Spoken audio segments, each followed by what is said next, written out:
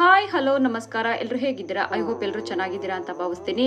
2023 ವಿಧಾನಸಭಾ ಚುನಾವಣೆಯಲ್ಲಿ ಕಾಂಗ್ರೆಸ್ ಭರ್ಜರಿ ಬಹುಮತವನ್ನ ಗಳಿಸಿದ ಸಂದರ್ಭದಿಂದ ಹಿಡಿದು ಇಲ್ಲಿಯವರೆಗೂ ಕೈಪಾಳ್ಯದಲ್ಲಿ ಮುಖ್ಯಮಂತ್ರಿ ಬದಲಾವಣೆ ವಿಚಾರ ಸಾಕಷ್ಟು ಚರ್ಚೆಯಲ್ಲಿದೆ. ಕೊನೆಗೂ ಈ ಒಂದು ವಿಚಾರಕ್ಕೆ ಹೈಕಮಾಂಡ್ ತೆರೆ ಎಳೆಯುವ ಚಿಂತನೆಯನ್ನ ಮಾಡಿದೆ ಅಂದ್ರೆ ತಪ್ಪಾಗ್ಲಿಕ್ಕಿಲ್ಲ. ಯಾಕಂದ್ರೆ 2023 ವಿಧಾನಸಭಾ ಚುನಾವಣೆಯಲ್ಲಿ ಕಾಂಗ್ರೆಸ್ ಭರ್ಜರಿಯಾಗಿ ಬಹುಮತವನ್ನ ಗಳಿಸಿದಂತಹ ಸಂದರ್ಭದಲ್ಲಿ ಮುಖ್ಯಮಂತ್ರಿ ಸ್ಥಾನಕ್ಕಾಗಿ ಸಿದ್ದರಾಮಯ್ಯ ಹಾಗೂ ಡಿ.ಕೆ. ಶಿವಕುಮಾರ್ ಅವರು ಬಿಗ್ ಅಂದ್ರೆ ಒತ್ತಡವನ್ನ ಹೇರಿದ್ರು. ಆ ಒಂದು ಒತ್ತಡಕ್ಕೆ ಮಣಿದು ಸಾಕಷ್ಟು ಲೆಕ್ಕಾಚಾರವನ್ನ ಹಾಕಿಕೊಂಡು ಕಾಂಗ್ರೆಸ್ ಹೈಕಮಾಂಡ್ 2.5 ವರ್ಷಗಳ ಕಾಲ ಸಿದ್ದರಾಮಯ್ಯನವರು ಮುಖ್ಯಮಂತ್ರಿ ಆಗಿರ್ಲಿ, ಇನ್ನು 2.5 ವರ್ಷಗಳ ಕಾಲ ಡಿ.ಕೆ. ಶಿವಕುಮಾರ್ ಅವರು ಮುಖ್ಯಮಂತ್ರಿ ಆಗ್ಲಿ ಎನ್ನುವಂತ ಒಂದು ವಿಚಾರವನ್ನ ಚರ್ಚೆಯನ್ನ ನಡೆಸಿದ್ರು ಎನ್ನುವಂತ ಒಂದು ಮಾಹಿತಿ ಈಗಾಗಲೇ ಸಾಕಷ್ಟು ಬಾರಿ ಚರ್ಚೆ ಆಗಿತ್ತು. ಆ ಒಂದು ಅಧಿಕಾರ ಹಂಚಿಕೆಯ ಚರ್ಚೆಯ ಬಳಿಕ ಡಿ.ಕೆ. ಶಿವಕುಮಾರ್ 2.5 ವರ್ಷಗಳ ಕಾಲ ಸಿದ್ದರಾಮಯ್ಯ ಅವರು ಅವಧಿಯಂತೂ ಮುಗಿದ ನಂತರ ಸಾಕಷ್ಟು ಬಾರಿ ಇದೊಂದು ಪರೋಕ್ಷವಾಗಿ ಹಾಗೂ ಪ್ರತ್ಯೇಕವಾಗಿಯೂ ಸಹ ಮಾಧ್ಯಮಗಳ ಮುಖೇನ ಹೇಳಿಕೆಯನ್ನ ನೀಡಿದ್ರು. ಈ ಒಂದು ವಿಚಾರಕ್ಕೆ ಹೈಕಮಾಂಡ್ ಸಹ ಯಾವುದೇ ರೀತಿಯಾದಂತಹ ನಿರ್ಧಾರವನ್ನು ಸಹ ಬಹಿರಂಗವಾಗಿ ವ್ಯಕ್ತಪಡಿಸಿರಲಿಲ್ಲ. ಇದೀಗ ರಾಜ್ಯದಲ್ಲಿ ಕಾಂಗ್ರೆಸ್ ಅಧಿಕಾರಕ್ಕೆ ಬಂದು 3 ವರ್ಷಗಳು ಕಂಪ್ಲೀಟ್ ಆದ ಬೆನ್ನಲ್ಲೇ ಇದೀಗ ಡಿಸಿಎಂ ಡಿ.ಕೆ. ಶಿವಕುಮಾರ್ ಅವರು ರಾಜ್ಯ ಕಾಂಗ್ರೆಸ್ನ ಹಿರಿಯ ನಾಯಕರನ್ನ ಭೇಟಿ ಮಾಡುವ ಮೂಲಕ ಮುಖ್ಯಮಂತ್ರಿ ಸ್ಥಾನಕ್ಕಾಗಿ ಲಾಬಿಯನ್ನ ನಡೆಸಿದ್ರು. ಇದೀಗ ರಾಜ್ಯ ರಾಜಕೀಯ ವಲಯಗಳಲ್ಲಿ ಕಳೆದ ಕೆಲವು ತಿಂಗಳಿನಿಂದ ಭಾರಿ ಚರ್ಚೆಯಲ್ಲಿದ್ದಂತಹ ಮುಖ್ಯಮಂತ್ರಿ ಬದಲಾವಣೆಗೂ ಕೊನೆಗೂ ಸಹ ತೆರೆ ಬೀಳುವಂತಹ ಕಾಲ ಕೂಡಿ ಬಂದಿದೆ ಅಂತಾನೆ ಹೇಳ್ಬೋದು. ಯಾಕೆಂದ್ರೆ ಕೆಪಿಸಿಸಿ ಅಧ್ಯಕ್ಷರು ಆಗಿರುವಂತಹ ಡಿ.ಕೆ. ಶಿವಕುಮಾರ್ ಅವರು ಸದ್ಯ ಉಪಮುಖ್ಯಮಂತ್ರಿ ಆಗಿದ್ದಾರೆ. ಅವರು ರಾಜ್ಯದ ನೂತನ ಮುಖ್ಯಮಂತ್ರಿಯಾಗಿ ಅಧಿಕಾರ ವಹಿಸಿಕೊಳ್ಳುವುದು ನಿಶ್ಚಿತವಾಗಿದೆ ಅಂದ್ರೆ ತಪ್ಪಾಗಿರ್ತಿಲ್ಲ. ಹಾಲಿ ಮುಖ್ಯಮಂತ್ರಿ ಆಗಿರುವಂತಹ ಸಿದ್ದರಾಮಯ್ಯನವರಿಗೆ ಕಾಂಗ್ರೆಸ್ ಬಿಗ್ ಆಫರ್ ಅನ್ನ ನೀಡಿದೆ. ಅದೇ ಅಲ್ಲದೆ 2 ಆಫರ್ಗಳನ್ನ ಸಿದ್ದರಾಮಯ್ಯ ಅವರಿಗೆ ಹೈಕಮಾಂಡ್ ನೀಡಿರುವಂತದ್ದು. ಅದರಲ್ಲಿ ಮೊದಲನೆಯ ಒಂದು ಆಫರ್ ಏನಪ್ಪಾ ಅಂದ್ರೆ ಮುಖ್ಯಮಂತ್ರಿ ಸ್ಥಾನಕ್ಕೆ ರಾಜೀನಾಮೆಯನ್ನ ನೀಡಿ ರಾಜ್ಯಸಭೆಗೆ ಕಳುಹಿಸಲು ಹೈಕಮಾಂಡ್ ನಿರ್ಧರಿಸಿದೆ. ಇದಕ್ಕೆ ಮುಖ್ಯಮಂತ್ರಿ ಸಿದ್ದರಾಮಯ್ಯರು ಕೂಡ ಸಮ್ಮತಿಯನ್ನ ನೀಡಿದ್ದಾರೆ ಎನ್ನುವಂತ ಒಂದು ಮಾತು ಕಾಂಗ್ರೆಸ್ನ ಮೂಲಗಳಿಂದ ತಿಳಿದು ಬಂದಿದೆ. ಸೋಮವಾರ ದೆಹಲಿಗೆ ಬಂದಂತಹ ಮುಖ್ಯಮಂತ್ರಿ ಸಿದ್ದರಾಮಯ್ಯ ಅವರ ಜೊತೆಗೆ ಕಾಂಗ್ರೆಸ್ ಸುದೀರ್ಘವಾಗಿ ಚರ್ಚೆಯನ್ನ ನಡೆಸಿದೆ. ಅದರಂತೆ ಸಿದ್ದರಾಮಯ್ಯನವರು ದೆಹಲಿಗೆ ತೆರಳಿದ್ರು. ಮಂಗಳವಾರ ಡಿ.ಕೆ. ಶಿವಕುಮಾರ್ ಕೂಡ ದೆಹಲಿಗೆ ಹೋಗಿದ್ರು. ಇವರಿಬ್ಬರ ನಡುವೆ ಕಾಂಗ್ರೆಸ್ನ ಹೈಕಮಾಂಡ್ನವರು ಮುಖ್ಯಮಂತ್ರಿ ಬದಲಾವಣೆಗೆ ಸಂಬಂಧಿಸಿದಂತೆ ಸಾಕಷ್ಟು ಚರ್ಚೆಯನ್ನು ನಡೆಸಿದ್ದಾರೆ.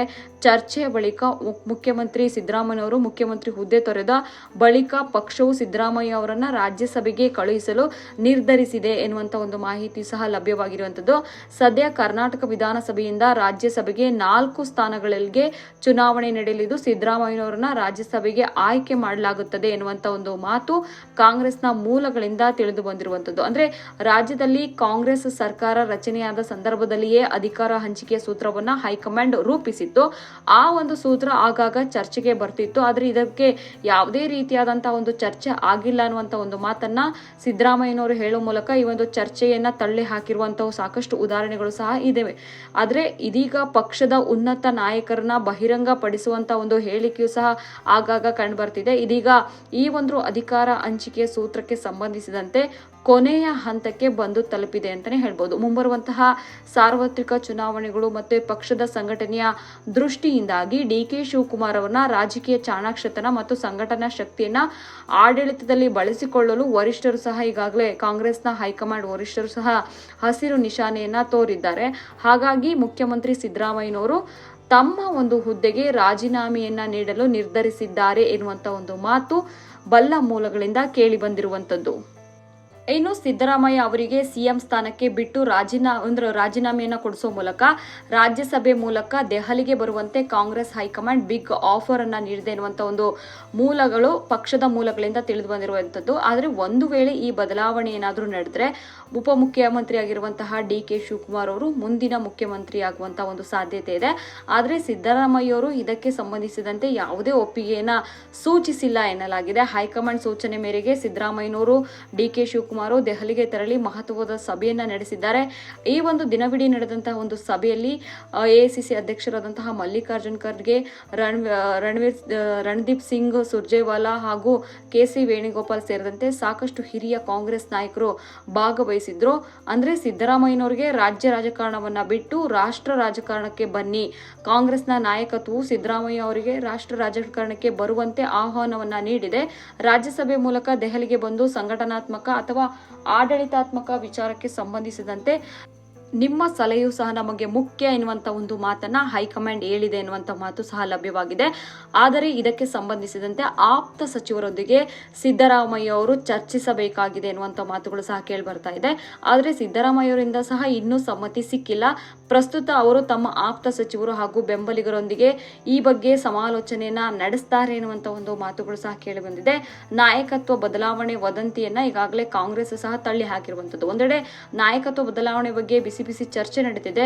ಕಾಂಗ್ರೆಸ್ ನಾಯಕರು ಮಾತ್ರ ಇದನ್ನ ಬಹಿರಂಗವಾಗಿ ಅಲ್ಲಗಳೆದಿದ್ದಾರೆ. ಸುಮಾರು 2 ಗಂಟೆಗಳ ಕಾಲ ನಡೆದಂತಹ ಒಂದು ಸಭೆಯ ಬಳಿಕ ಸುದ್ದಿಗಾರರೊಂದಿಗೆ ಎಐಸಿಸಿ ಪ್ರಧಾನ ಕಾರ್ಯದರ್ಶಿಯಾದಂತಹ ಕೆ.ಸಿ. ವೇಣುಗೋಪಾಲ್ ಅವರು ಮಾತನಾಡಿದ ಇಂದಿನ ಸಭೆಯಲ್ಲಿ ಕೇವಲ ರಾಜ್ಯಸಭೆ ಹಾಗೂ ವಿಧಾನ ಪರಿಷತ್ ಚುನಾವಣೆಗೆ ಸಂಬಂಧಿಸಿದಂತೆ ಮಾತ್ರ ಚರ್ಚೆ ಆಗಿದೆ. ನಾಯಕತ್ವ ಬದಲಾವಣೆ ಕುರಿತು ಯಾವುದೇ ಚರ್ಚೆ ಆಗಿಲ್ಲ. ಊಹಾಪೋಹಗಳು ಸತ್ಯಕ್ಕೆ ದೂರವಾದದ್ದು ಎನ್ನುವಂತ ಒಂದು ಮಾತನ್ನ ಹೇಳಿರುವಂತದ್ದು. ಆದರೆ ಬಹುತೇಕವಾಗಿ 2.5 ವರ್ಷಗಳ ನಂತರ ಏನು ಅಧಿಕಾರ ಹಂಚಿಕೆ ಸೂತ್ರದ ವಿಚಾರಕ್ಕೆ ಸಂಬಂಧಿಸಿದಂತೆ ಈ ಹಿಂದೆಯೂ ಸಹ ಡಿ.ಕೆ. ಶಿವಕುಮಾರ್ ಅವರು ಬಹಿರಂಗವಾಗಿ ಮಾಧ್ಯಮಗಳ ಮುಖೇನ ಹೇಳಿದ್ರು, 2.5 ವರ್ಷಗಳ ಕಾಲ ಸಿದ್ದರಾಮಯ್ಯನವರು ಮುಖ್ಯಮಂತ್ರಿ ಆಗಿರ್ತಾರೆ ಎನ್ನುವಂತಹ ಒಂದು ಅಧಿಕಾರ ಹಂಚಿಕೆಯ ಸೂತ್ರ ಚರ್ಚೆ ಆಗಿತ್ತು ಹೈಕಮಾಂಡ್ ನಾಯಕರ ಮುಂದೆ ಎನ್ನುವಂತ ಒಂದು ಮಾತನ್ನ ಸಿದ್ದರಾಮಯ್ಯನವರು ಡಿ.ಕೆ. ಶಿವಕುಮಾರ್ ಅವರು ಹೇಳಿದ್ರು. ಆದ್ರೆ ಇದೀಗ 2 ಆಫರ್ ಅನ್ನ ಹೈಕಮಾಂಡ್ ನೀಡಿರುವಂತದ್ದು. ಒಂದು ರಾಜ್ಯಸಭೆಗೆ ಬನ್ನಿ, ಇನ್ನೊಂದು ತಮ್ಮ ಪುತ್ರರಾದಂತಹ ಯತೀಂದ್ರ ಅವರಿಗೆ ಬಿಗ್ ಆಫರ್ ಅನ್ನು ಸಹ ಹೈಕಮಾಂಡ್ ನೀಡುತ್ತೆ ಎನ್ನುವಂತ ಒಂದು ಮಾಹಿತಿಯು ಸಹ ಲಭ್ಯವಾಗಿರುವಂತದ್ದು. ಕಾದು ನೋಡೋಣ, ಸಿಎಂ ಸಿದ್ದರಾಮಯ್ಯನವರು ರಾಜೀನಾಮೆಯನ್ನ ಕೊಟ್ಟು ರಾಷ್ಟ್ರ ರಾಜಕಾರಣಕ್ಕೆ ಎಂಟ್ರಿ ಆಗ್ತಾರಾ? ಬಹುದಿನದ ಕನಸಿನಂತೆ ಡಿ.ಕೆ. ಶಿವಕುಮಾರ್ ಅವರು ಮುಖ್ಯಮಂತ್ರಿ ಪಟ್ಟಕ್ಕೆ ಏರ್ತಾರಾ? ಅದೇ ಅಲ್ಲದೆ ಹೈಕಮಾಂಡ್ ಕೊಟ್ಟಂತಹ ಒಂದು ಟಾಸ್ಕ್ ಅನ್ನ ಡಿ.ಕೆ. ಶಿವಕುಮಾರ್ ಅವರು ಯಾವ ರೀತಿಯಾಗಿ ನಡೆಸಿಕೊಂಡು ಮುಂಬರುವಂತಹ 2028ರ ವಿಧಾನಸಭಾ ಚುನಾವಣೆಯನ್ನ ಯಾವ ರೀತಿಯಾಗಿ ಎದುರಿಸುವ ಮೂಲಕ ಮತ್ತೆ ಕಾಂಗ್ರೆಸ್ ಅನ್ನ ರಾಜ್ಯದಲ್ಲಿ ಅಧಿಕಾರಕ್ಕೆ ತರ್ತಾರ ಅನ್ನೋದನ್ನ ಕಾದ್ ನೋಡಬೇಕಾಗಿದೆ. ಈ ಒಂದು ವಿಡಿಯೋ ನಿಮಗೆ ಇಷ್ಟ ಆಗಿದ್ರೆ ಲೈಕ್ ಮಾಡಿ, ಶೇರ್ ಮಾಡಿ. ಮತ್ತೆ ಮುಂದಿನ ಬಾರಿ ಅಂದ್ರೆ 2028ರಲ್ಲಿ ಯಾವ ಸರ್ಕಾರ ಅಧಿಕಾರಕ್ಕೆ ಬರಬೇಕು ಎನ್ನುವುದನ್ನ ನಮ್ಮ ಒಂದು ಕಾಮೆಂಟ್ ಬಾಕ್ಸ್ ನಲ್ಲಿ ತಿಳಿಸಿ. ಧನ್ಯವಾದಗಳು. ಮತ್ತೆ ಸಿಗೋಣ.